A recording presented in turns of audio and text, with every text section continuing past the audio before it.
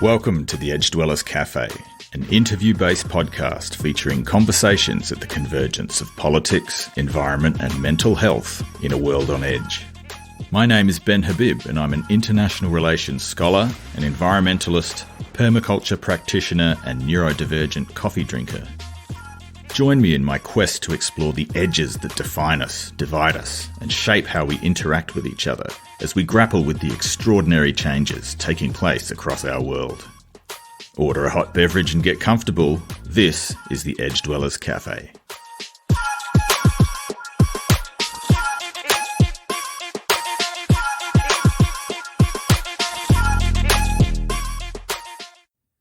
Greetings, Edge Dwellers. In the previous episode, I chatted with Simon Fadi about how the global collective of the permaculture movement functions as a transnational community of practice, built on a series of shared domains, practices and communal activities that bind together this otherwise diverse collection of people. This episode builds on that previous discussion. We drill down deeper into the politics of the people within the permaculture movement. And to do this, I'm joined by Dr Terry Leahy, Conjoint Senior Lecturer in Sociology at the University of Newcastle.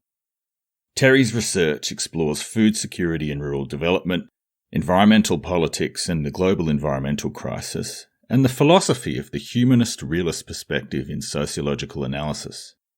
Terry's research and consultancy work has taken him to all kinds of places, from the Hunter Valley region of New South Wales to Africa and Indonesia. More importantly for our purposes, Terry is the author of the recently published book, The Politics of Permaculture, published by Pluto Press. We discussed the new book at length, exploring the different political visions and stratifications found within and across the permaculture movement. Other topics we discuss include the influence of Paolo Freire and Antonio Gramsci on Terry's permaculture thinking, as well as Terry's fieldwork in Africa and Southeast Asia. We also wade into the controversial topic of the divisions within the permaculture movement in grappling with the COVID pandemic, with vaccinations and lockdowns. A quick plug before I get down to business with Terry. You can support the podcast by clicking the like or subscribe buttons on whatever platform you're listening on. You can also financially support the production of the podcast by making a one-off monetary contribution of any amount via PayPal, or you can become an Edge Dwellers Cafe subscriber on Patreon. See the show notes for details. And just a note on the Patreon page, I'm still fine-tuning the offerings for the Edge Dwellers Patreon community. So if there's anything you'd like to see offered for Patreon subscribers, please do get in touch with your suggestions.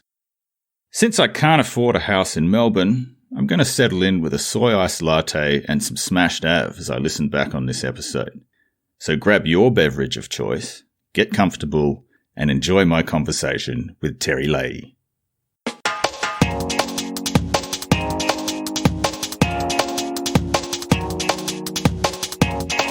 The Edge Dwellers Cafe. Terry Leahy, welcome to the Edge Dwellers Cafe. Yeah, terrific. Thank you. Okay, so much to cover today. I'm really excited about this chat. But I would like to start with your book, and there's a lot to unpack here. You know, I was lucky enough to be one of the people who was one of the original reviewers of the book proposal with Pluto Press. So I've been waiting for this to come out for ages because I knew it was coming and I gave it a big recommendation when I sent the review in. So it's really exciting to see it finally in print. And of course, I have to thank you for your endorsement of the proposal with Pluto because it meant a lot to me and it was extremely helpful in getting the book out there. I want to start with the recent interview you did with Permaculture Australia talking about the book. Oh, yeah. And there was an interesting quote in there where you said, permaculture's grassroots interventions are meant to prefigure what a permaculture system would be like if it was implemented through the whole society. And that quote caught my eye because one of the questions that animates me is, well, permaculture thinking and this kind of systems thinking feels so logical. Why isn't permaculture practice implemented through the whole society? Why doesn't everyone do permaculture? I think I'll start off by talking about agriculture and permaculture practice in agriculture. And what I'd say about that is that permaculture is based on the three ethics of permaculture, one which is caring for the earth. And it's like the market system is based upon competition between firms to gain market sales, and to do that, they constantly want to cut the costs of everything that they're doing, and the outcome of that is that they cut corners in terms of environmental sustainability, and these corners are being cut in order to make a profit, and in a sense, like, I mean, you've got a duopoly, like with Coles and Woolworths and the supermarkets supplying food. They're competing against each other. I mean, we saw this over the milk issue and how much should milk be cost in Australia and so on. It's like there are whole lots of things that go against the permaculture ethic of caring for the earth become necessary to the owners of agricultural enterprises, whether that's marketing agricultural produce or packaging it or on the farm itself. For the most part, produce produced within the permaculture ethic, the first thing you've got to do really is to run your farm sustainably. But then the second thing is, what about the issue of transporting using fossil fuels and packaging and cold storage and all of these things? And clearly there's a whole lot about the way a sustainable agricultural provision would be organised in a post-market economy or a post-capitalist economy that is very hard to do in the present situation for market players, let's say. And that's why, why permaculture is a niche practice to a certain extent. I mean, there are, even in commercial agriculture, there are clearly aspects of a sustainable agricultural practice that are in place, like sowing clover in a field to increase nitrogen content. It comes totally from the permaculture handbook, if you like. And, and there are organic farming enterprises that are successful and market into supermarkets and so on. And so it's not as though there's this, huge rigid division or anything, but certainly in a general sense, and the more extensive you want to create a sustainable practice, the more difficult it becomes within the framework of a market economy. The socioeconomic soil is not fertile for the planting of the permaculture flower. Yeah, that's right, exactly. Here we are in Australia where we could easily grow tea and coffee and sugar and all of these things. And we do this to a certain limited extent, but a vast amount of those kind of obvious luxury items is supplied from the global south. The reason that that's done is because labour is so much cheaper in those countries. It's not because we couldn't actually supply those products in Australia sustainably. We could. One of the things that we discussed prior to the session was about how permaculture is defined. And you've got some issues with how permaculture is defined and how that prevents people, particularly from outside of the movement, actually understanding what permaculture is about. And that might be part of the issue as to why uptake might be a bit more limited than it otherwise could be. It's quite a danger that the permaculture movement is going to be overtaken by other movements which are much more clear-cut in the way they define themselves and much more transparent, if you like. And agroecology is the obvious candidate here where permaculture is concerned. And if we look at the history of the permaculture canon, there are three major writings, if you like. The first one, Permaculture 1, defines permaculture as sustainable agriculture using perennials. The second one, Mollison's book, has a bit of a bob both ways, but it defines it as one as sustainable agriculture, and secondly as sort of, I think he says, human settlements and all the things necessary to live. That's an ambivalent definition in the sense that it reminds people that it's about agriculture, just like with Permaculture 1. This is a designer's manual, but then it goes on to broaden it a bit. But when you look at the actual chapters themselves, they're almost exclusively about agriculture, and there's a small nod to settlement design. I mean, like 15% or 10% or something. It's not huge. But what we don't get is things like how to run a steelworks or how to make cement or how to run an electrical power system or, obvious things which are not in fact in what permaculture people are doing. And now when we get to the third permaculture book, Principles and Pathways by David Holmgren, it's like suddenly the broader definition takes centre stage. And he makes this quite clear. There's a really interesting passage where he discusses these issues, and he admits that the problem with the broader definition is that there's nothing to distinguish permaculture from the environmentalist movement taken as a whole if we use this broader definition. And he says, okay, the answer is permaculture is about system design.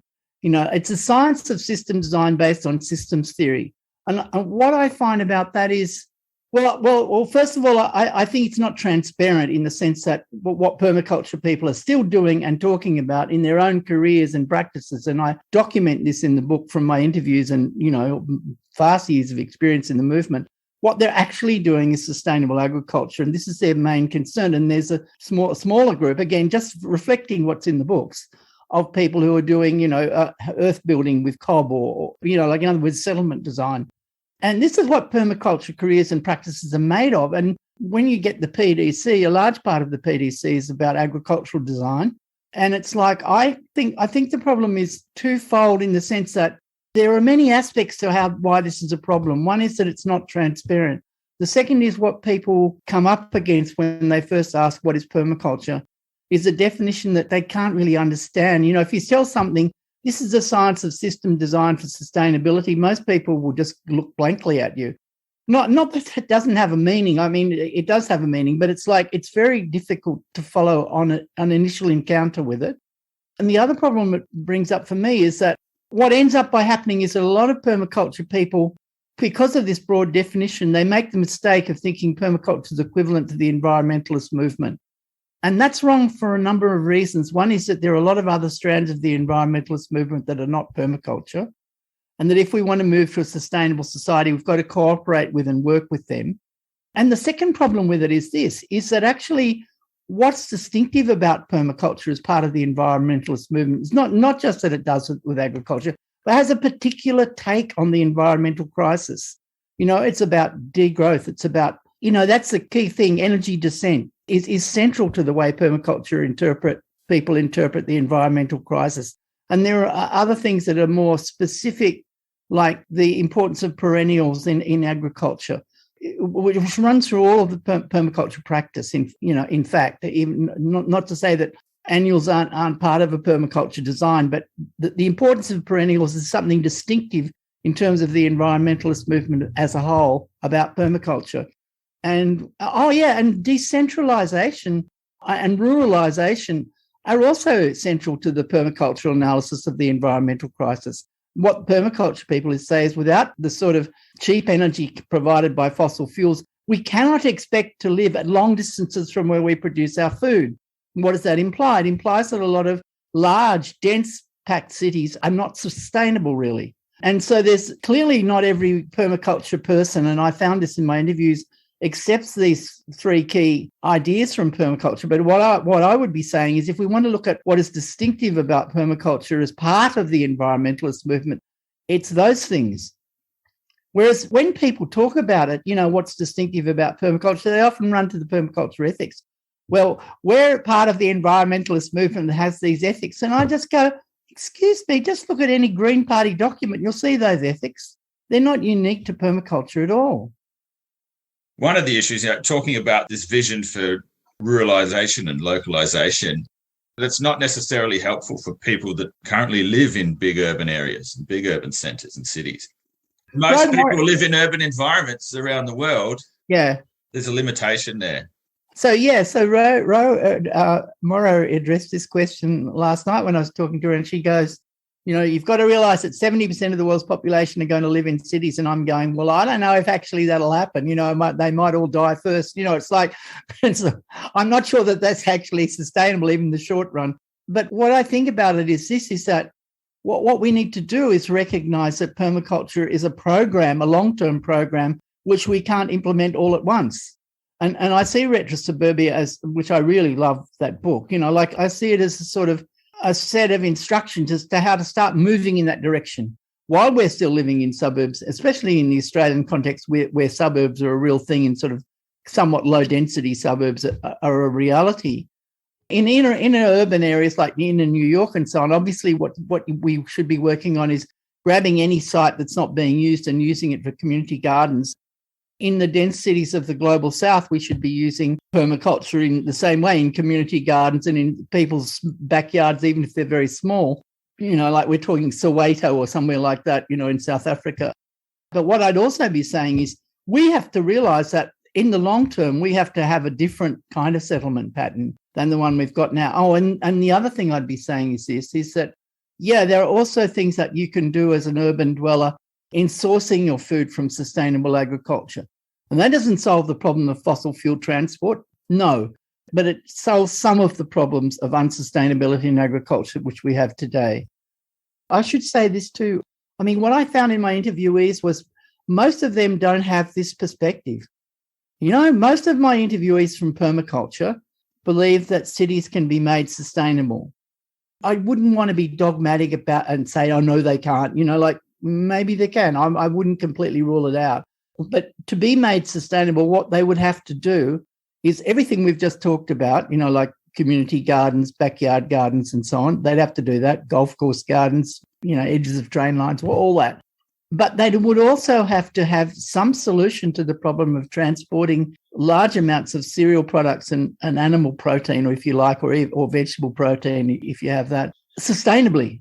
That's the real question for me, is there a sustainable technology that we have available to do this? And I don't know. And the other problem, you know, what we also would have to solve is the problem of sewerage.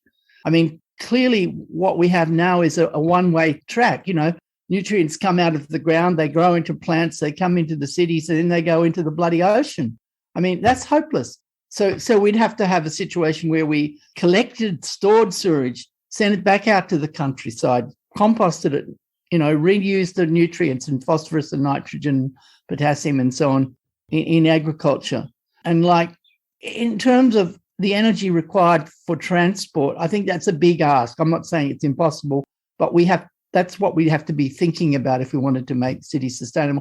And I suppose I'd have to say that for my interviewees, the bulk of them are moving in that direction more than the ruralisation option, which I probably think is more likely. Yeah, it's such an interesting discussion. Cities, they might not be sustainable, but they're also not going anywhere either. Even if we have big migration patterns back out into regional areas, like you're still going to have larger urban concentrations. But the process of people leaving cities to go to smaller centres, even in the last year, like here in Melbourne, with a lot of people thought, stuff the lockdown, I'm getting out, I'm moving to the countryside. And now we've got housing crises in all of these smaller centres because local people have been priced out of the market by these people fleeing the city. And so you've got these gentrification problems. There's a transition issue here about, okay, cities are problematic, but changing those settlement patterns, there's all kinds of difficulties in there, which are things that permaculture can address. You're right. This is part of a larger project that's going to take a long time. And I suppose what I'd say about that is that some of these problems are technological, which has been the ones I've been talking about, but some of them are related to the economic system. You know, when you talk about the impact of gentrification in the countryside, and it's like, that's part of the way the capitalist system works in Australia, and it's got huge problems. I mean, you know, like house prices are ridiculous. And I have to say, so long as we continue with a capitalist market economy, the way it seems to be tending in the rich countries is towards a sort of a massive movement upwards. You know, that wealth is moving from the middle class, if you like, and from the affluent working class up into the elites. We're getting it's been called a re-feudalisation of capitalism. And Piketty talks about that a lot. You know, I think, yeah, that's actually right. And this is an epiphenomenon of that process that he's talking about, the massive increase in house prices, the cost, you know, of buying a large block in Castlemaine now. And anyway, so, yeah, I don't really think, I mean, personally, you know, I don't think there's any solution to this without destroying the capitalist economic system and replacing it in some way or another. You've identified some of the different visions in the movement, but let's get to this specifically. So across your interviewees for your book, you identified 4 or 5 different visions or different camps within the permaculture movement.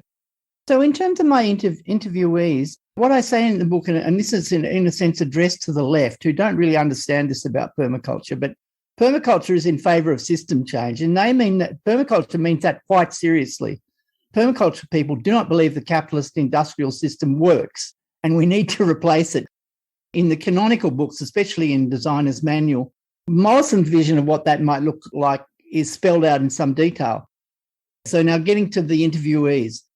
So the first one is like what's being called in sociology ecological modernisation theory, or sometimes it's called eco-modernism. These are slightly different but related ideas, which is that capitalism can adapt to sustainability. And what we need to do is kind of regulate capitalism a bit more effectively and come up with cheap solutions that are actually going to be profitable. What I'd say about that is it's only a minority of permaculture people who hold that viewpoint. And I suppose that corresponds to sections of the Green Party in Australia, for example.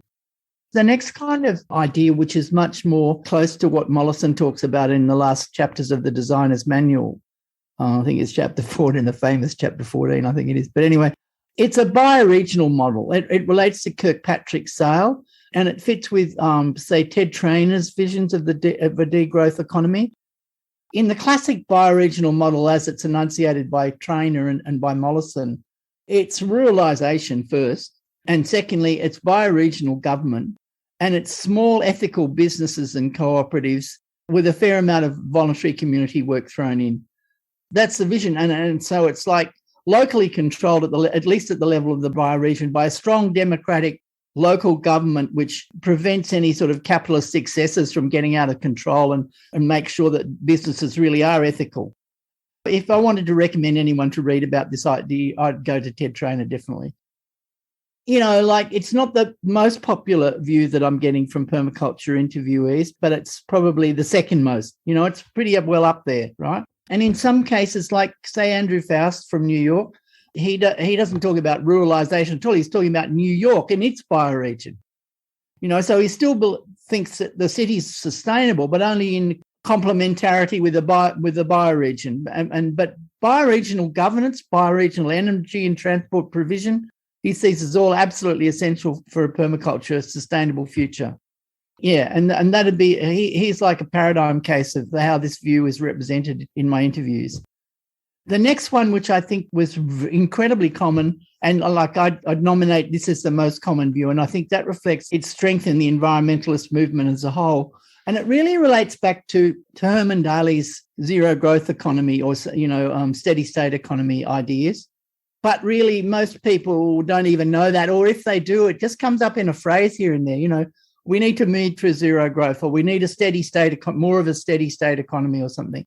And like, what this means is, I call this radical reformism, because what it means is that we've still got a market economy and wage labour as the dominant economic form. And it's somewhat similar to the bioregional model in that we've got ethical businesses and cooperatives and voluntary sector that's important and so on. All of that part's similar. But what's different is that the idea that there's probably a national government which heavily regulates environmental stuff through things like a carbon tax, like Lockie from Newcastle goes, a carbon tax, Julia Gillard's carbon tax was a good way to go, to start this process of what we need. And it's like that comes directly out of Daly, that sort of idea of taxes on resources as a way of reining in the market economy and so on. And there's a whole lot of things like the universal basic income, shortening the working week, taxing the rich so that there's not too much of an income gap. All of these ideas are very typical of radical reformism in its various iterations. And there are so many books that are radical reformist, like Kate Raworth, the Donut Economics book, and Paul Gilding, The Great Disruption, and Richard Heinberg, it's a very common view, and more kind of Marxist commentators on my stuff have gone, how can you amalgamate all these views together? They're in contradiction. The economics doesn't work. This part of the economics contradicts this part, like blah, blah, blah. And all I'm saying about that is it's a cluster of ideas that are put together quite often. Okay, so that's the dominant view in the permaculture movement at the moment, and it's the same in the environmentalist movement if we're talking about the activist environmentalist movement. And then the last one, the smallest minority, is the socialists and anarchists, right? So I lump them together because basically they go, the market economy doesn't work and we need a different kind of economy. I mean, democratic socialists envisage the nationalisation of a lot of industry. They envisage that in combination with turning those industries into sort of semi-cooperatives heavily regulated by the state, The anarchist viewpoint, which I kind of see as distinctive, is a gift economy view in which there's no money and no state, and voluntary cooperatives become the dominant economic form rather than a subsidiary economic form or whatever. Yeah, and as I say in the book, like out of all of my interviewees, there's only 2 or 3 who are like that. And that absolutely reflects what I find when I go to permaculture conferences as well. I will run into an anarchist every now and again. I'm not saying there aren't any, or a socialist, but they're rare. So, yeah, that's it. Like these are the different options. I found it quite interesting to, work through that and discover that in a way. When I started that investigation, I didn't know what the outcome would be. Yeah, I see those categories reflected across the people that I've interviewed around the world as well. Did you see any geographic correlation between where people were across the world or within countries as to what kind of approach that they would favour? It's much too small a sample to make that kind of comment, I feel. That's how I suppose I'd reply to that. Well, the eco-modernist perspective was coming mainly from IDEP, in Bali. And I could give an explanation of that in terms of the fact that anything more radical seems drastically impossible in the context of Indonesian politics at the moment. So no wonder they're thinking that. But, I don't know. I mean, in terms of my African interviewees, I think bioregional village and market economy, probably village market bioregionalism would probably be quite a likely thing. But in general, no, I don't think there's that much. I think these tendencies are pretty well global, and what their distribution in the permaculture movement reflects the global environmentalist movement taken as a whole. And it's not that different between different countries. And the other thing I'd be saying about that in relationship to that is that, as I talk about in the book, I mean, permaculture tends to be a middle-class movement. Not that everyone in permaculture is from the middle class. Clearly they're not. And there's been some amazingly successful projects conducted with peasants, people don't like that term. It's as an anthropologist, I'm using it, not in the pejorative sense, but yeah, with poor rural farm smallholders, let's say. But at the same time, yeah, if you're interviewing people and kind of they're talking in English to you and you're discussing it with them, they probably come from the middle class, even if you're in a developing country. So these trends in the environmentalist movement are global. Yeah, it's interesting. There does appear to be a class system, to borrow that phrase in a not entirely Marxist way. But when I went to the IPC in India back in 2017, there was a clear stratification. Most of the paid attendees, clearly middle class from the global north, with a few local people who were involved in that orbit who were people of means. Yeah.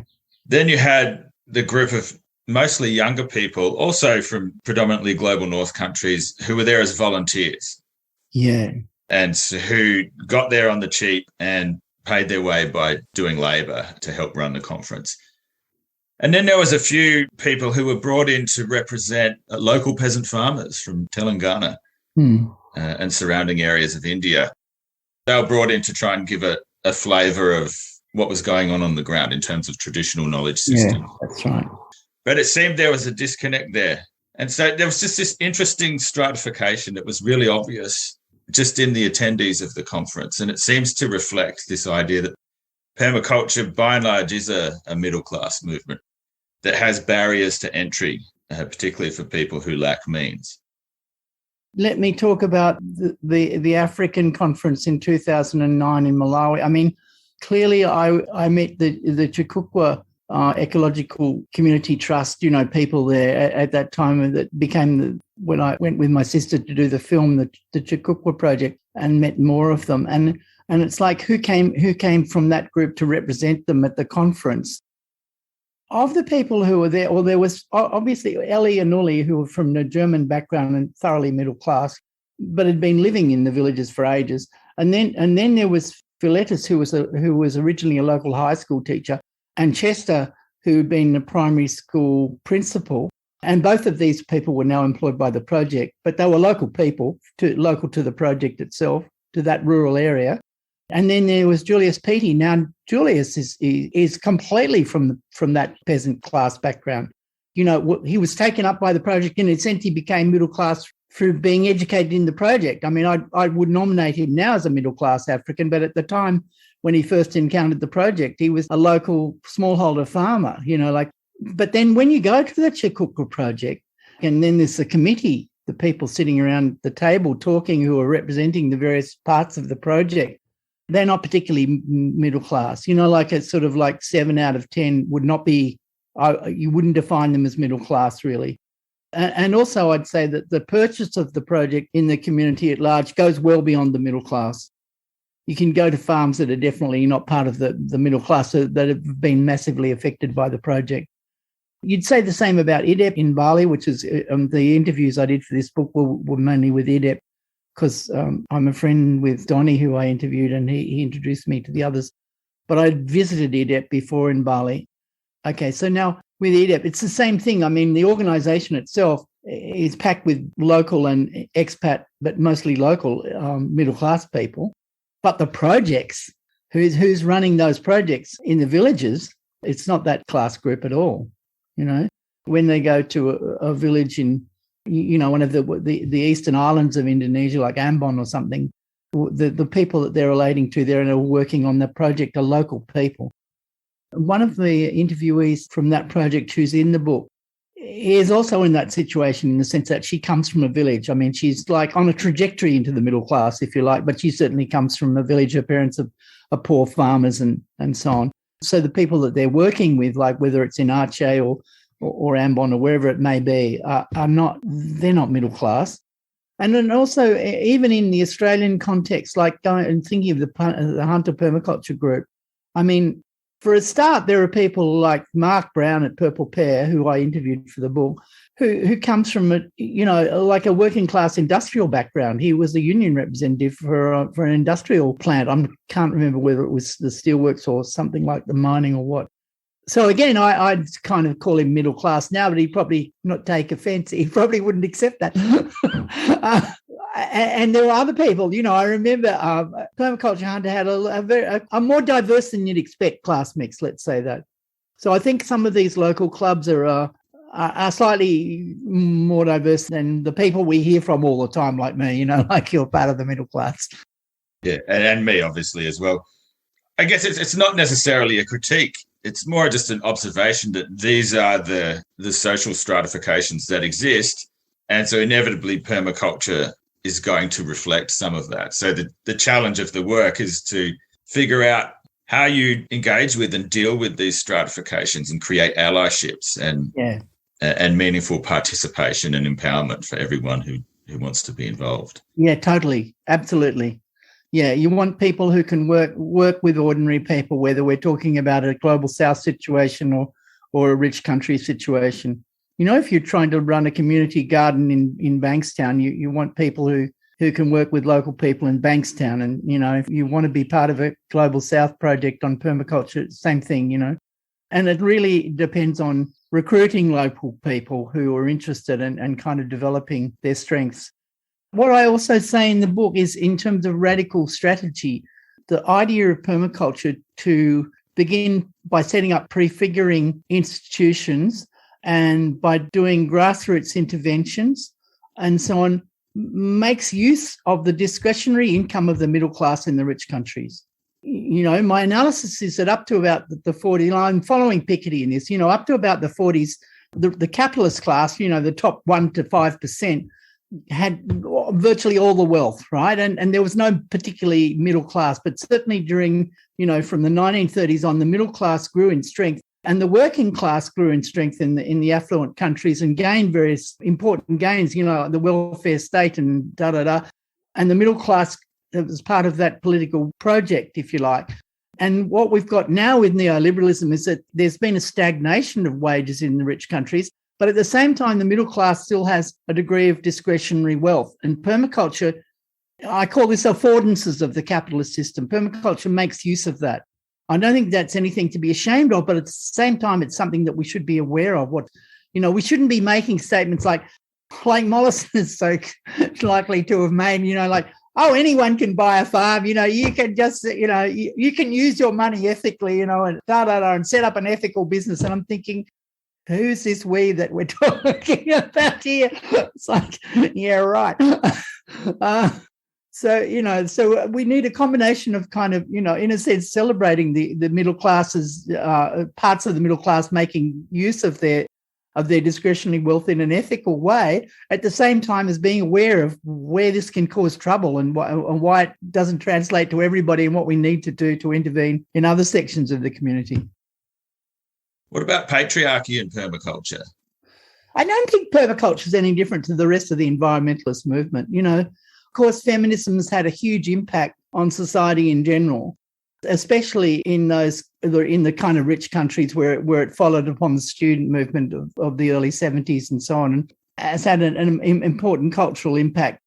So the way I characterise it in the end is I say patriarchy is contested within the permaculture movement, even though there are various aspects of permaculture in particular situations that you go, oh, that's patriarchal. Heather Jo Flores is in some ways an annoying writer, but in some ways she's absolutely right about all of this. The response of women in permaculture that makes sense and that people like her are initiating is to celebrate women's achievements in permaculture, to set up bodies in permaculture that can push that agenda and kind of support other women to make permaculture careers and so on. And men who want to support feminism should be on board with that and not go, oh, what about me? They should go, yes, right on, go for it, one of the things I talk about in the book is a sort of the pattern in the sort of back to the land movement on which permaculture is partly based. There's a division of sex roles, which is pretty traditional, and I'm thinking of the hippies of the 70s, people who I knew well and was partly involved with. The husband or, the male partner, if you like, is out there doing the work of establishing the farm, and building the house and putting up the fencing and doing the hard yakka of the initial stage of setting up the permaculture farm. And the wife is kind of burdened with lots of housework and looking after the children and chopping wood and all the sort of incidental work that comes with that sort of rural back to the land attempt at least some degree of self-sufficiency. And then that can be translated into the husband becoming the sort of spokesperson for the politics of the couple. And then that's very traditional. And what I say about that is I think that there are other kind of options within the permaculture movement that challenge that pattern, so lesbian couples, single women, really important in permaculture, single women who maybe don't have a partner at the moment or whatever, and they're doing their own homesteading. They're the teacher who's running the PDC course or something like that. And gay men and who are obviously not conforming to that pattern, who are in a sense taking on all of those different roles in their couple. Permaqueer, I just love that. I think that's a great initiative. I talk in the book about some of the more sexist aspects of Mollison's personal stuff. I found him very hard to relate to on account of that. It was the manner as much as anything. It wasn't, I wouldn't nail it. For me anyway, it wasn't nailed down to specific things that he said, although I talked about those in the book. I massively respected his work, obviously, but I couldn't relate to him very well as a person, I have to say. Yeah, people are complicated. I came to the movement a bit late, so I never got a chance to meet Bill. But I've heard a lot about him, and obviously his body of work has been highly influential. But I came into the movement in 2014, so I did my PDC at Ceres. Wow, right. Yeah, and then was invited to teach into it, so I've been teaching into the PDC ever since. But I came into the movement, I thought, at an interesting time where I could see that there was a generational shift that was happening in the movement. And so a lot of the pioneer generation who were very wedded to the works of Bill and David, and this new generation of permies coming through that wanted to take permaculture in these different directions. And I think permaqueer is a good example of that. At the IPC, there was a really vibrant set of panels on decolonizing permaculture and talking about how permaculture grapples with that. The questions around feminism and patriarchy and the role of women in the movement, and the emergence of social permaculture as a really important strand of the permaculture movement in this time. So I feel like I've come in at a really exciting time in the movement where it's starting to blossom into all of these different things. What have you seen over this period, over the last 10 years, in terms of how the movement's evolving? There's two reactions on the one hand. I think what we're getting is a lot of young people who are part of the sort of lifestyle left or ultra left, in urban areas in rich countries, detaching themselves from permaculture because they worry about some of these things we've been talking about, like the colonialism of permaculture, the patriarchal nature of whatever, ... And then there are others who are still part of the movement who are going, well, we need to do something about this and make some changes. What I'm finding in developing country situations is that, like I was talking to Ellie, who's one of the leaders of the Chikwuka project, and she's saying to me, yeah, well, we just feel there's too much politics in permaculture, meaning like conflict within the movement. And just that it tends to be a first world thing. It's not that relevant to us. So we're using the term agroecology now, even though, of course, we're all based in permaculture, and I'm finding that, especially in this African situation where all of these people were using the term permaculture in the past, they're not now. I have an ambivalent reaction to that. And I got that from Natalie Keane. Natalie Keane's a young woman who's working in Norway, and that was also her reaction. Agroecology deals with these issues of colonialism and and gender and so on, which permaculture doesn't. I mean, one of the things I wanted to do through the book is to address some of those issues and talk about what would be a good permaculture reaction to those kind of issues that people are raising. I mean, I'm attracted to the politics of permaculture for very similar reasons to you. So, yeah, hence the great crossover between our interests here. Yeah. But I'm interested in some of the earlier influences on your work as well. Like you've talked about the 1970s counterculture movement in Australia. Obviously, this is a period before my time, and I don't know a great deal about it, but I'm really intrigued to learn more. And also you've talked about the impact of radical pedagogies like Paolo, Freire, Antonio Gramsci, etc. I'll start off by saying, like I talk about this in the preface to the book, but it's like, in the early 70s, I was definitely an anarchist. And, I went to Canada to do my master's in sociology and came back to Australia, and I got a job. And it was suggested to me that as a supporter of feminism, I might want to be involved in a childcare co-op. And we squatted a building. And that was a really interesting situation because the membership of the co-op crossed between the sort of anarcho-feminist countercultural left in Sydney at that time and the sort of countercultural hippie left at that time. And so people who were involved in the childcare centre were drawn from both of these groups. And so there was a bit of a cross-fertilisation. And like our countercultural left was massively influenced by the hippies. And like in my current partner, Pam, she was from Western Australia, and her little group, which was about in the early 70s, called themselves yippies after that similar sort of tendency in the United States. One of the signature ideas of the hippies was that we need to get back to the land and move back to the land and, decentralise. And a lot of the environmentalist ideas that we now know through permaculture were part of that movement, not just in permaculture. And I was very attracted to that kind of idea and that sort of direction.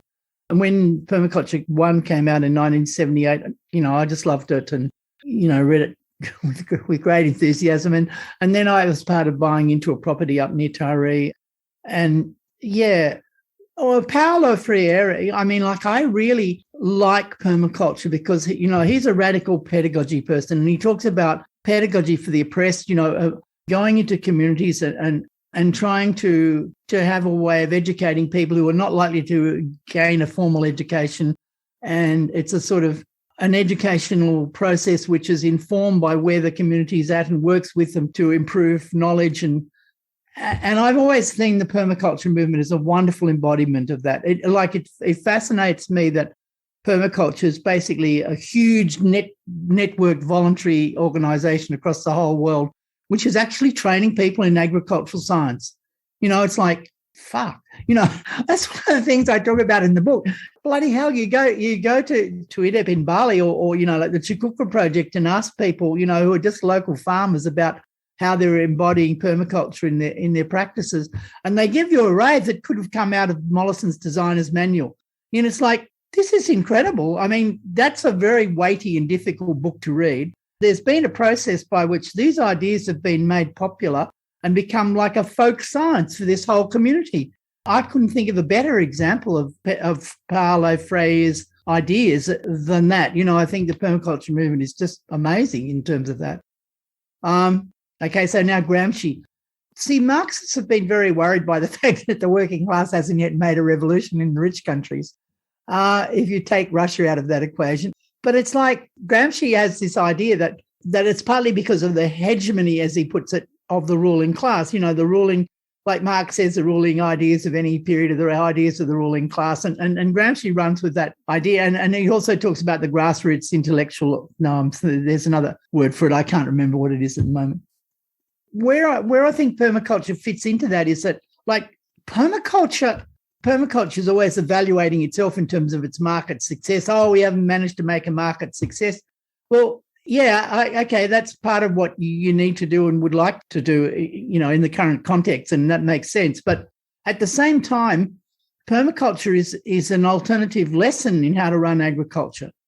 The film that we made, the Chukukwa Project, shows how these people who were previously suffering massively from food insecurity and environmental degradation, how they cured that situation through using permaculture technologies, and their agriculture then created sufficient food for them all to live really, really healthy lives. And it's like, that's a living demonstration of the falsity of the sort of mainstream economic theory that only by getting a job and earning a massive income and having an entrepreneurial product that you can sell to Germany can these people possibly be removed from poverty. Well, it's clearly not true. We can show that it's not true. And the same thing with Mark Brown and Kate Beveridge and Purple Pear in Newcastle. Like, they're just running a community-supported agriculture farm, or they've been running it for many decades. They're sort of in the process of winding down now. I used to take my students to that all the time, and we'd go around and Mark would show that you can actually grow vegetables sustainably without using lots of toxic chemicals and pesticides. And then you didn't actually need that to grow a really good supply of vegetables and eggs and all of the stuff that their farm was producing. And so you just go on YouTube and put in permaculture or something similar, and you can see lots of examples like this. And this is a counter-hegemonic in Gramsci's sense. What we're doing is creating an alternative to the mainstream ideas about how the economy has to work to give people what they need to live well. And permaculture is doing that. It can do that even in a situation where market success isn't a benchmark. This partially explains the success of permaculture's rhizomal spread around the world. Yeah. This horizontal diffusion model, like it has that demonstration effect that here's an alternative that works and is worth considering. And it's got this radical grassroots pedagogy model that's really emancipatory and empowering and brings people in. You know, that rhizomic spread that's been an immense success, thinking of where permaculture started to where it is now, in a relatively short space of time, those things are a core element of that. Yeah, for sure. I was involved at Newcastle University in the Master of Social Change and Development. In 2003, we got 10 African students who were from South Africa who were part of a land care initiative with the Australian government. They were local agricultural officers, extension officers, really, working with the councils and local government, Department of Agriculture and stuff. And they came to do the Master of Social Change and Development. We set assignments for them in which they'd reflect on the work they were doing in the villages with agriculture. And what I suddenly realised was that most of these projects were unsuccessful. And so I then went over there, you know, like in 2006, and lived in different villages for periods and observed what was going on. And that led to my book, Rural Food Security, which was developed, the research I did between, say, 2003 and 2014, and it came out in 2019. Food Security for Rural Africa, that's what it's called. What this does in relationship to permaculture is that it promotes permaculture agriculture solutions to deal with poverty and food insecurity in these countries and situations. But it also talks about how important it is to get the project design right. And to understand what project designs can work it depends upon a sort of ethnographic awareness of local social life and how it operates and what people expect and want and so on. I mean, and obviously that led to the film on the Chukukwa project. And then in terms of Indonesia, but I started going to Bali in the early 90s, so I had quite a bit of experience in Bali, and I was always interested in the agriculture, and I'd, you know, go out into the rural areas in Bali and have a look at what was going on. And I visited IDEP, the Indonesian Permaculture Organisation headquarters in Bali, on several of these occasions. At the same time, in about 2003 to 2006, I was supervising a PhD, which was based upon an irrigation project by the EU in North Bali. Going there was particularly fascinating for a number of ways. Like one was that because this was a sort of commercial agriculture based on tree crops, there was a lot of permaculture design implicit in their traditional. It wasn't truly traditional agriculture in the sense that it was for a local market, but it was sort of related traditional agricultural strategies, combining coconut palms as the upper story with rambutan and citrus as the lower story, and then sugarcane, and then on the ground, sweet potatoes and for food for pigs and things like that, and then pigs and chickens as the main animals. So that was really amazing. That was really interesting.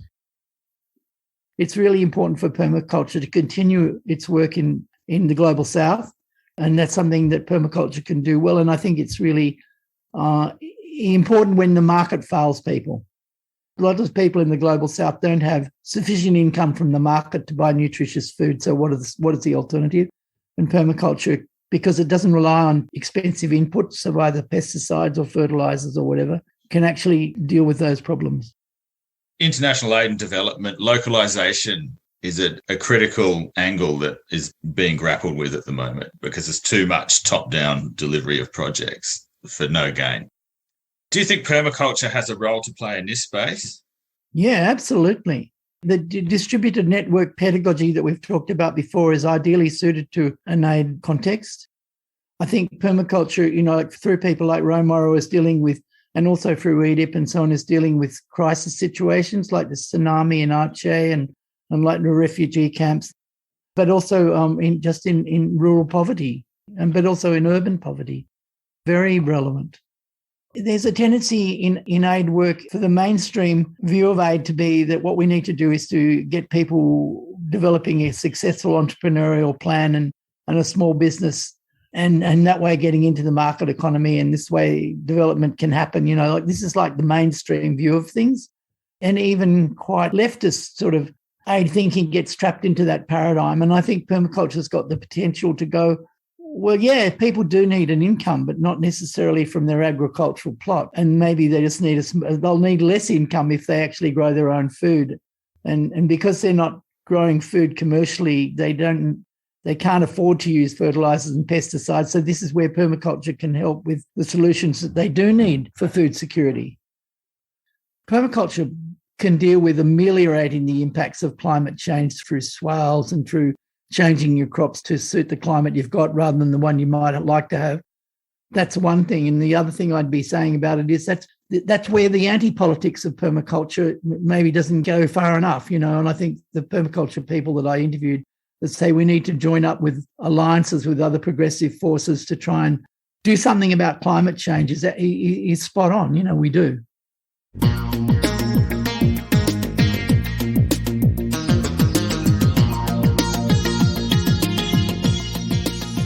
Edge Dwellers Cafe.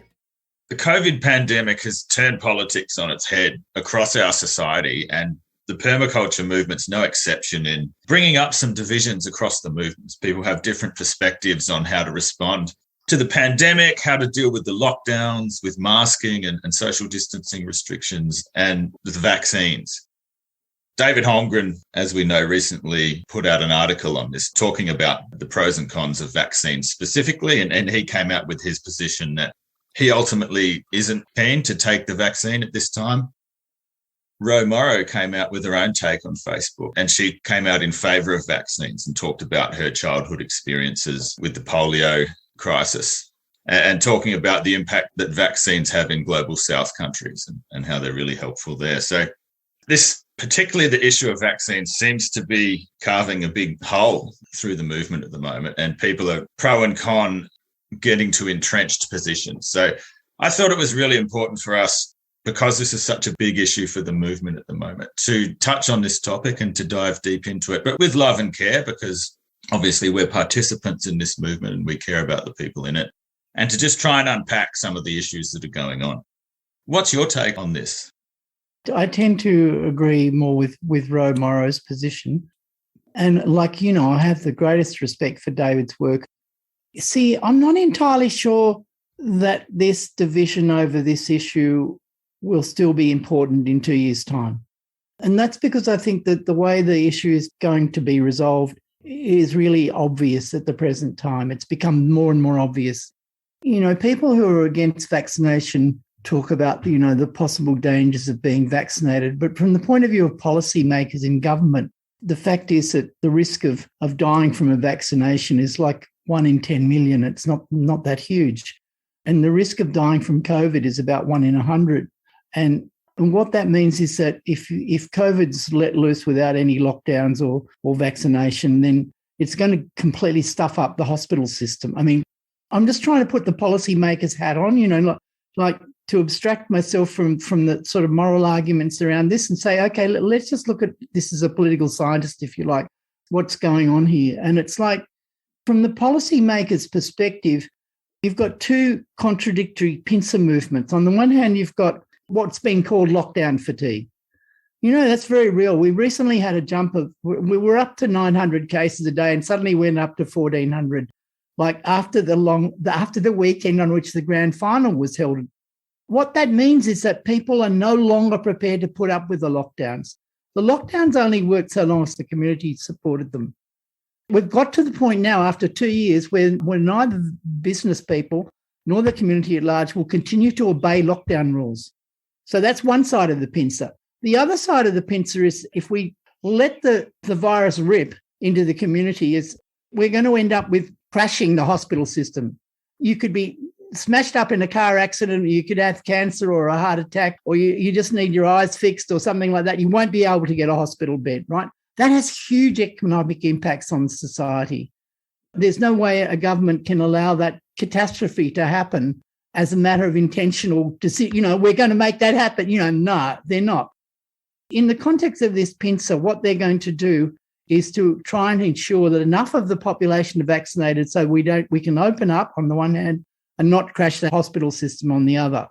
Now, my guess is, from what we can see now, that's something like probably 90% of the over 12-year-olds.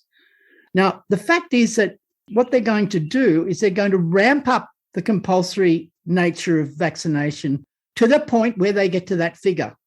They really don't have any other option. Like within the structures of the capitalist global economy as it is now, there is no other option. But what does that mean? It means, you can jump up and down all you like and you can have all the demonstrations you like. They could grow to 10,000 and they could be throwing rocks through every window. It wouldn't make a shadow of difference. Obviously they would prefer us all to get vaccinated without compulsion. That's not their preferred option, but they will compel. They'll start off by making it mandatory for you to come to work in certain industries being vaccinated, then they'll make it mandatory for you to go to certain entertainment venues. If we go to a place like England or France where this has already started to roll out, and we can see life has gone back to normal, and of course people who are not vaccinated are much more likely to get sick and die, but that's only like 5% or 10% of the population maybe. That's why I think that it's sort of premature to split the permaculture movement over this because within probably in 6 months in Australia and certainly within 2 years, this issue will be dead. The people who are now going, you can't make me take a vax, will actually, in most cases, unless they've got an independent income, they'll be getting vaccinated. It's a no-brainer in that sense. I worry that we could all get very grumpy and head up about this and take sides, but I'm not entirely sure whether that's a very realistic response. I guess all things are not equal. Like when you take the policy argument, the logic is very clear, but the society is coming from a place where you've got all of these pre-existing grievances, the income inequality, which we've talked about. I think a big part of this is people being fed up with bureaucracy and hierarchical social organisation in general. We either work for or get services from or interact with all kinds of big hierarchical organisations, which are essentially authoritarian hierarchies that fuck us over. In the name of efficiency, they externalise the time and effort and energy required to get things done. And that this has run its course. Like people are fed up with this. Well, I would certainly agree with that. It's the nature of capitalist society to control people in their workplaces. That's how it all works. There's no other way for it to work. People with money invest money. and their aim is to make money through getting people who don't necessarily want to do what they want them to do to work in particular ways. And that's also in the school system, and in our interactions with government bureaucracies like the CES and so on. It's like we encounter these hierarchical authoritarian organisations and people are pissed off. That kind of understandable rage gets hijacked, if you like, by people trying to resist lockdowns or resist vaccinations. The whole organisation of capitalist society gets off scot-free. It's not examined at all. It's, oh, no, that's okay. Well, no, it's not okay. Unless people, we had a society where people controlled their daily lives in their economic, maybe they could start looking at these health issues in a more rational way. I don't foresee any society in which there's not the possibility of coercion if people are acting in ways that are damaging the community. I think, even an anarchist society would operate like that. But at the same time, what we have at the moment is this pent-up anger, and like neoliberalism, the casualisation of the economy has meant that everyone is massively insecure. I mean, not only they're being ordered around when they're at work, but they can't be sure that they're going to have a job next week. Prices of housing has gone through the roof. The real standard of living of the working class in the affluent countries is under constant attack. We know this, like even in the most merely mannered kind of analysis of the real wages of the working class stayed exactly the same. But that conceals things like the rise in the housing prices and rental and all of that. Yeah, anyway, so no wonder people are cross. What I would be saying about that is I think permaculture is like founded on this massive distrust of the state. I was interesting in terms of my interviews that that's not shared by a lot of permaculture activists. Like the majority go for a radical reformist solution, which involves a massive state regulation of environmental practices. So there's an ambivalence in permaculture, but certainly if you look at the writings of Mollison and Holmgren, they say things like, with the coming collapse of industrial society, you will be able to rely less and less on the state to look after you. Like that's a common sort of thing that they'll say, sound grab, if you like. My view as a sort of, as a gift economy anarchist, what I'm about to say will seem to contradict that, but this is how it works. Like, I believe that Marx is absolutely right that the state is the executive of the ruling class in most class societies. So if you were to go to ancient Rome, you wouldn't find the slaves having much influence over what the state's doing. It's the ruling elites who control the state. In capitalist societies, that starts to change. And from Cardin's point of view, the reason it changes is that capitalist societies inevitably create increasing technological complexity. So ordinary people have to participate to some extent willingly in work processes, in running the society as a whole, in order to make capitalism continue to work. And what that translates to is a sort of degree of political power. And what we've seen in late capitalist societies is like through the whole period from the 50s to the mid-70s, we saw a huge increase in the welfare state and various victories of the working class. So at the moment, the state represents some compromise or balance of forces between ordinary people, the proletariat in the Marxist sense, but including, middle-class wage earners in that, and the ruling elites. Clearly ruling elites absolutely depend on the estate to enforce contracts to prevent people from stealing stuff and making money real and all of these things that the state does to make capitalism work for the ruling class. But at the same time, the state also protects the population. In the COVID situation, what you've got is the capitalist elite itself is split on the issue. Let's look at the lockdowns as a case in point. Clearly the small business owners were massively pissed off by the lockdowns and constantly putting pressure. The other sections of the capitalist class are going, well, it doesn't matter whether you have lockdowns or not. COVID's a complete disaster. We need to do something about it. And this is the only thing we can think of at the moment to do to get the economy rolling again in the long run. So they were split on the lockdowns. Similarly, within the working class, lots of people are scared of getting COVID. This is it. Let's look back before vaccinations became available. Lots of people are very scared of getting COVID, and other people have got massive economic interests in going to work. And so they're pissed off with the lockdowns. They're hard enough for anybody, but certainly if you're depending on a casual job and you can't get it and so on, then you're going to hate the lockdowns. This is the situation we're in, and I think permaculture has the tendency to think anything that's done by the state is done in the interests of shady elites. They'd never use the term ruling class. That's too Marxist. But, a shady conspiratorial elite, and basically the state can't look after you and all of this. I think that's actually quite wrong. It's like it doesn't actually look at the way the state actually operates in late capitalism very accurately. And I guess if you just reject the state and abdicate the field of democratic participation, as flawed as the system may be, then you're just leaving it for the regressive forces to take it over. That's always a possibility at the moment, yeah. I don't see that as a smart strategy. No.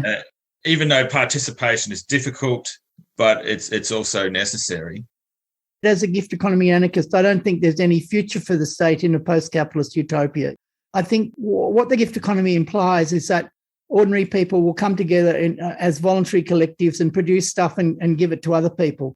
Now, the state depends upon a body of enforcers who are basically paid to enforce the state's will. Otherwise, you don't have a state, And so in a gift economy, you can't really have a state because their arm can't be twisted in that way. They're getting their goods and services from other independent voluntary collectives that are supplying it to them. And so there can be no state. So in a sense, I'm totally on board with the anarchist no state utopia. But I think in late capitalism, while we still have a capitalist market economy, the state's not necessarily evil. We have to look at it case by case and in this case, certainly where lockdowns were concerned, I didn't have any hesitation, and I'm feeling pretty similar about the mandate. Like thinking about the role of the state, I look at failed states around the world and what life is like for people in those societies where the state is either weak and really withdrawn or it's collapsed altogether. This is horrendous conditions for people. So if we're thinking, okay, what's a post-capitalist political order look like? Well, historically, the way that new political orders arise is through a period of violence and breakdown. And so if that's the end game, we're in for some really, really rough times. And I don't think that people factor that in when they think of what the next phase is going to be. Well, how do we get there? What's the transitional breakdown process? And so I think that's always been a missing part of the permaculture vision of what the breakdown of industrial society is going to be like. I'd have two responses to that. One thing that I'd say is what we're also getting at the moment is situations where we're getting gangster capitalism. We're getting a political order in which the state no longer has the monopoly of the means of violence, so it doesn't act like a state in Weber's definition of it. And so that relates to the sort of re-feudalisation of capitalism that I talked about before. So Putin's Russia is a really interesting example of that. So you've got an elite kleptocracy that's closely associated with a criminal underworld. And it's not capitalism because people don't make money by developing a better more marketable product. They make money by getting on side with the right government officials. In a way, it's not capitalism. And so there's a real danger, if you like, in the current situation of collapse and energy descent that permaculture talks about, that will end up with a re-feudalisation. And in a way, feudal societies, at least some of them, were fairly sustainable. So it's like, do you really want to live like that? Plagues, pandemics, endless wars, starvation, famines every 10 years? Well, no, thanks. When people on the sort of parts of the environmentalist movement, when they think about this sort of stuff, have this Hobbit village kind of image of what it's going to look like. And I'm thinking, look more like the Black Death, It's like, yeah, right, the Hobbit and the 100 Years' War and whatever. Yeah, I'm really animated by looking at the collapse of the China-centric East Asian world system in the 19th century. Looking at Korea and China. There were so many peasant rebellions that rose up during that time because you're in a period of rapid change where the old order is in deep decay. And there's nothing that can really be done about it. You get the rise of these sort of quasi-religious movements that are an amalgamation of all kinds of different ideas and xenophobia and stuff. There is an explosion of rage from below.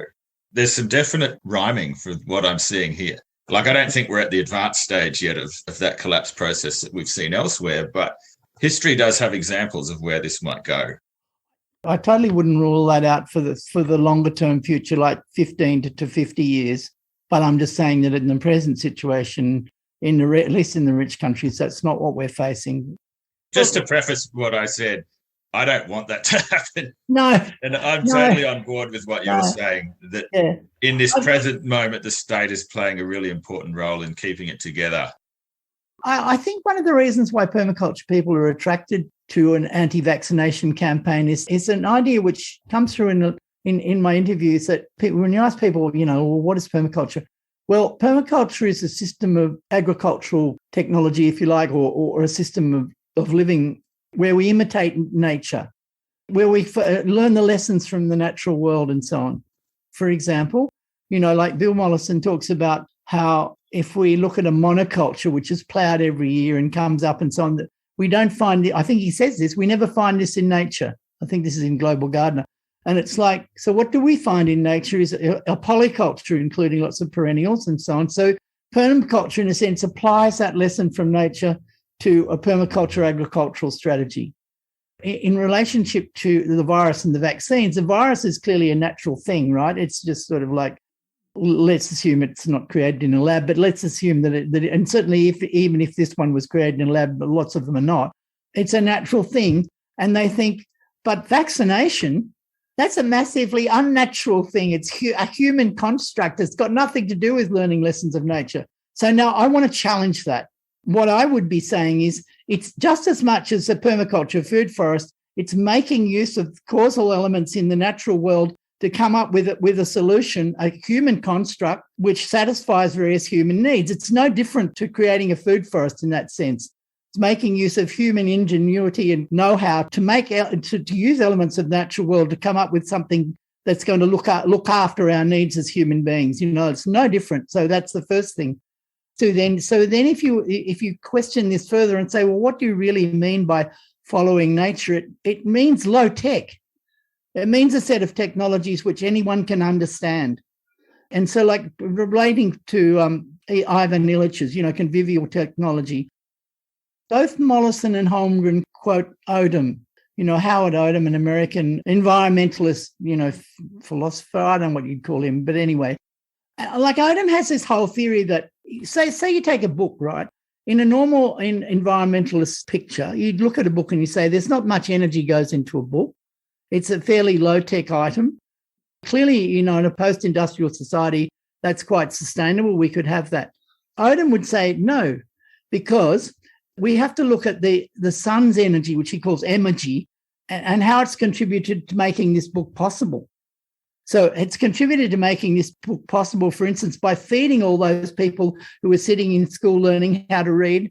It's been made possible by the invention of the Gutenberg press. It's been made possible by, all the other books that have been written that have informed this book and all of that. And he says, if we add all of this up, it uses up a huge amount of the sun's energy, So conclusion, without fossil fuels, which are a store of this kind of energy from the sun, we can't possibly have a high-tech future, right? And David Holmgren always writes from that perspective. Like, it's a key part of his thinking when he's writing about energy descent. And basically, I think Odum is absolutely wrong about this. This is just nonsense. It's like when someone thinks that they're descended from Mary, Queen of Scots and King Henry VIII. I mean, it may be true in one sense, but they're just looking at the top of the pyramid of where their descent is coming from. And I think Odum's the same. He's looking at, like, you could be dabbling your toes on the beach and you'd be using just as much energy as you were reading a book. I just think it actually doesn't work. I think he's wrong. Odum is really wrong. So from my point of view, I look forward to a high-tech industrial future, degrowth future, using less resources future, recycling, like cradle to grave recycling, all of that. But I don't think it has to be low-tech. Yeah, that's a good point. I mean, a lot of the technologies that we use routinely now, like my grandfather wouldn't have had a clue about that.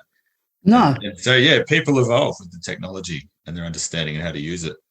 This relates to something you were talking about before. It's like, why are people so grumpy about this? Why they're so grumpy about it is they get the shits because this technological knowledge is held by an elite. In sociological terms, it's a high cultural capital elite of really highly educated people, part of the professional managerial class and so on. These are people who have immense privileges, really secure employment, relatively good incomes, massively good superannuation payments. And not only that, they also run the school system, where as a working class person, you're daily humiliated. No wonder people hate them. And no wonder they think, a low-tech utopia is where we need to go. In a culture where these people didn't have that kind of power, they were merely advisory, and it was just a hobby to be interested in this, and they shared their knowledge with other people more freely. I don't think we'd have this fear of high-tech that we have at the moment.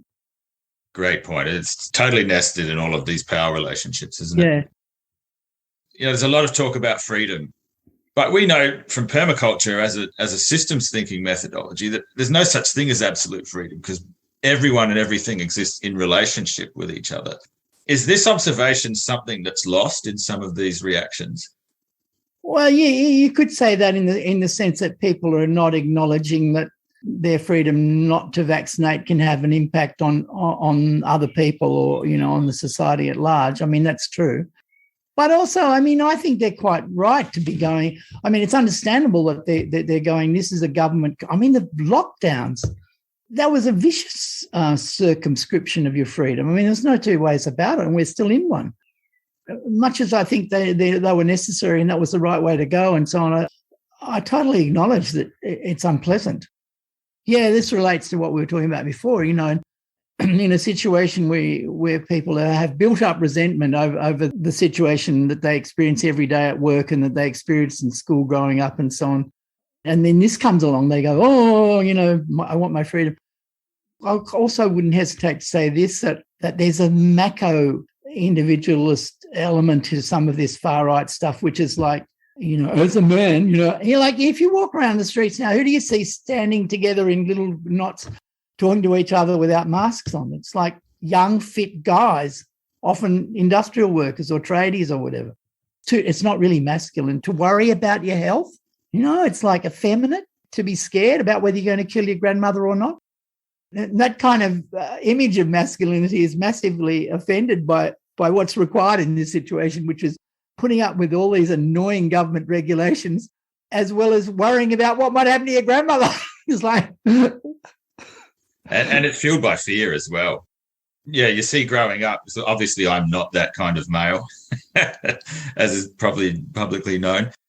But yeah, a lot of that macho bullshit is guys are scared of what other guys are going to do to them. And so they're posturing for self-protection as an adaptation. So in this environment where fear is off the Richter scale across the whole society, all kinds of reasons, I'm not surprised that the macho response is coming to the fore at the moment. When you say fear, I think a lot of people are scared of the vaccines. Like, I'm not impressed by the sort of anti-vax understanding of the science, let's say. My understanding of the science is quite different. But it's certainly that kind of fear of the vaccines has been very successfully communicated in the community. I remember when we had the polio vaccines when I was a kid, everyone just lined up and took it. It wasn't even an issue. I think they sent a note home to the parents, sometime this week your child will be vaccinated against polio, and we just lined up and got the shot. I don't think people on the left realise the extent to which the far right and maybe and probably the Russian and Chinese governments are exacerbating these fears as part of what the far right refers to as accelerationism. And the accelerationist idea is that we'll cause enough social chaos that everything will fall apart, and then people will go, you know what we need? We need a Nazi in power. That's the accelerationist viewpoint. They don't have any commit to an anti-vax position, but they go, oh, yeah, this is the go. Let's go online. And it's sort of trolling for the fun of it too. Let's really get up them. We'll get up those middle class do-gooders and those people who are morally responsible. We'll have fun with them. Unfortunately, it's been massively effective with the people who are most marginal and most likely to die. Do you think there's any convergence between accelerationism and some of the energy descent thinking in permaculture? There doesn't have to be. In a sense, there's a kernel of truth in both of these viewpoints, which is that energy descent's real. And the capitalist industrial system that we now live in, the affluent capitalist industrial system, if it doesn't get reined in, will collapse. I think that's right. That's absolutely right. But energy descent can be compatible with thinking that what we need to do is, like David Holmes said this himself often, that we need to try and moderate this, do it slowly, like we're not descent rather than collapse is the phrase that he uses. And I think that's right. Why bring on collapse when you can have descent? And I'm a bit ambivalent about all of this to a degree. But I think in this context, I think what the left has to be aware of is that the danger of being used by people who are accelerationists and not even realizing that that's what's going on. Because the right doesn't say this. They send you a Facebook bot which says, trust the science, and it's got pictures of, people taking opium for a headache and stuff like that. And you go, oh yeah, that's very funny. And you think, you don't realize that the person behind that meme is somebody who actually wants the whole society to collapse so that a Nazi can take power. You'd never think that. You just think this is an amusing guy who's anti-vax. Yeah, and hence the value of us unpacking all of these ideas, because it shines a light on where these ideas are coming from and how they relate to each other, and how dangerous they might be if we don't have a good understanding of the map here. I mean, and there's no doubt, like these demonstrations have been organised by the far right. Why did they gather at the Shrine of Remembrance? Because it's a huge symbolic site for the far right that's basically saying, our ancestors fought in the First and Second World Wars to protect our freedom, and we're letting it dribble away now. So join me at the Shrine of Remembrance to protest this evil plot. You'd have to be an idiot not to see this. I think that's a great way to finish. Terry Leahy, thanks so much for joining us at the Edge Dwellers Cafe. Yeah, thanks, Ben. That's great. Love the title.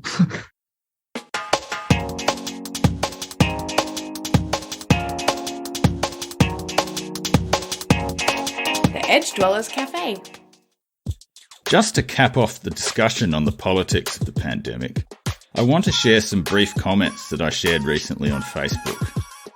I put this together in a moment where I was feeling quite weighed down by the toxicity of pandemic politics. So here goes. The world is turned on its head.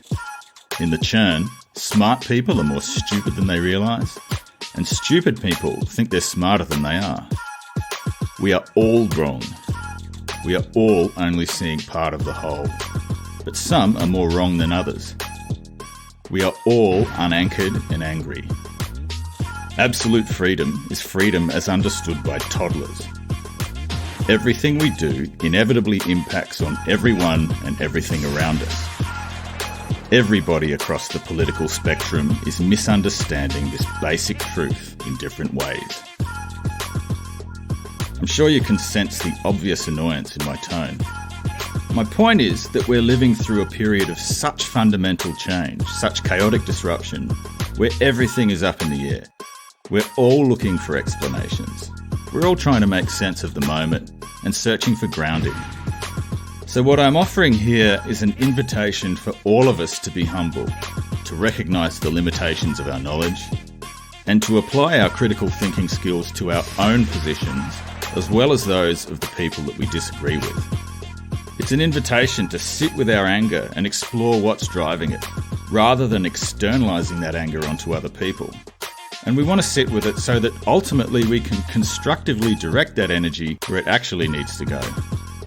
And it's not often that I'll quote the Bible, but beware of false prophets. So these are the things I'm meditating on right now. I don't have definitive answers to anything. What I'm trying to do is to ask good questions. A reminder that if you'd like to support the Edge Dwellers Cafe podcast, please click on the like and subscribe buttons on whatever platform you're listening on, and also give us a review if you like.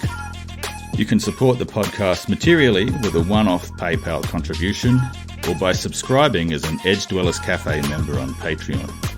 Your financial support helps to cover the costs of hosting, production, editing and research for the podcast, and is always very much appreciated. Thanks for joining me. This is Ben Habib, signing off from the Edge Dwellers Cafe. Stay safe, much love,